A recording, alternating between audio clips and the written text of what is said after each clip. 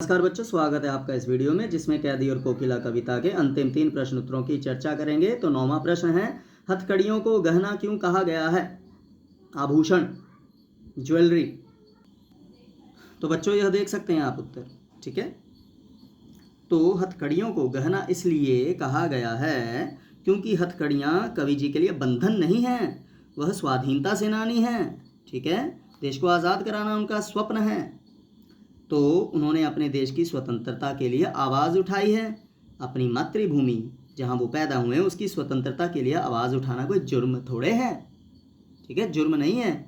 तो इसलिए हथकड़ियाँ बंधन ना होकर गहना बन गई। उन्होंने अपने देश के लिए अच्छा काम किया, तो हथकड़ियाँ पहनना उनके लिए काबिल तारीफ है, ठीक है। उनकी सोच है, आशावादी सोच। बच्चों 10वां प्रश्न है, काली तू है आली। इन पंक्तियों में काली शब्द की आवृत्ति से उत्पन्न चमत्कार का विवेचन कीजिए, मतलब क्या भाव प्रकट हो रहा है। तो बच्चों यह उत्तर आप देख सकते हैं। तो काली शब्द की बार बार आवृत्ति के माध्यम से सबसे पहले अंग्रेज सरकार के कुशासन की भयावहता का साकार चित्रण किया गया है, मतलब डरावनापन। इससे अंग्रेज सरकार के कुकृत्यों, गलत कामों की कालिमा चारों ओर फैली होने का साक्षात आभास होता है, साक्षात, ठीक है, प्रत्यक्ष जो हमें दिख रहा है, ठीक है बच्चों। इससे समाज में व्याप्त निराशापूर्ण वातावरण का चित्र उपस्थित हो रहा है, ठीक है, मतलब हर तरफ निराशा ही निराशा, ठीक है बच्चों। बढ़ते हैं अंतिम प्रश्न की तरफ जिसके 2 टुकड़े हैं। बच्चों यह 11वां प्रश्न है जिसमें काव्य सौंदर्य स्पष्ट करना है। काव्य सौंदर्य में भाव और शिल्प दोनों चीज़ें आती हैं। तो पहला है, किस दावा नल की ज्वालाएं हैं दिखी, इसका काव्य सौंदर्य स्पष्ट करेंगे। तो बच्चों यह वो पहली पंक्ति जो है उसका काव्य सौंदर्य। काव्य सौंदर्य में बच्चों 2 चीज़ें आती, याद रखना, भाव सौंदर्य और शिल्प सौंदर्य, ठीक है। तो बच्चों भाव क्या है इस पंक्ति का? लोगों में स्वतंत्रता के प्रति संघर्ष की भावना जंगल में आग की तरह भड़क उठी है, थी, ठीक है, जिसे शायद कोयल जी ने देख लिया था, ठीक है।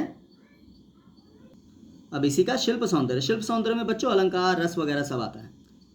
तो बच्चों इन पंक्तियों की भाषा तत्सम शब्द युक्त खड़ी बोली है। खड़ी बोली मतलब हिंदी, तत्सम संस्कृत के शब्द। दूसरा, दावानल की ज्वालाएं में रूपक अलंकार है, ठीक है, क्योंकि उपमा में कंपैरिजन दिख जाता है, रूपक में सीधा, ठीक है, मतलब दावानल क्रांति है ना, उसे दावानल कहा गया है। तीसरा, कोयल जी के साथ संवाद के कारण मानवीकरण अलंकार है, क्योंकि कवि जी बातें करें ना कोयल जी से, तो वो मानवीकरण अलंकार हो गया, जबकि कोयल बातें तो कर नहीं सकती। और इस काव्य पंक्ति में प्रश्न शैली का प्रयोग हुआ है, तो मतलब यह काव्य पंक्ति प्रश्न शैली में है, ठीक है बच्चों। तो बच्चों दूसरी पंक्ति है, तेरे गीत कहाँ में वाह, तेरे गीत कहाँ में वाह, रोना भी है मुझे गुनाह, देख विषमता तेरी मेरी, बजा रही तिस पर रणभेरी। अब इसका काव्य सौंदर्य देखेंगे। तो सबसे पहले भाव की बात करते हैं इस पंक्ति की। तो यहाँ कवि जी और कोयल जी के जीवन का अंतर स्पष्ट हुआ है, ठीक है, डिफरेंस। कोयल जी के कर्ण प्रिय मतलब कानों को अच्छे लगने वाले गीतों को लोग वाह वाह कहकर सुनते हैं, जबकि स्वतंत्रता सेनानियों को अपनी बात भी नहीं कहने दी जाती है, ठीक है, या बात भी नहीं कहने दी जाती है मुख्यतः। वे चुपचाप यंत्रणाएं सहने को विवश हैं, मजबूर हैं, जो हमारे देशभक्त हैं, ठीक है, स्वतंत्रता सेनानी। उस पर भी या इतने अंतर के बाद भी कोयल रणभेरी बजा रही है। तो रणभेरी का मतलब बताया था ना कविता में, युद्ध में बजाया जाने वाला बाजा।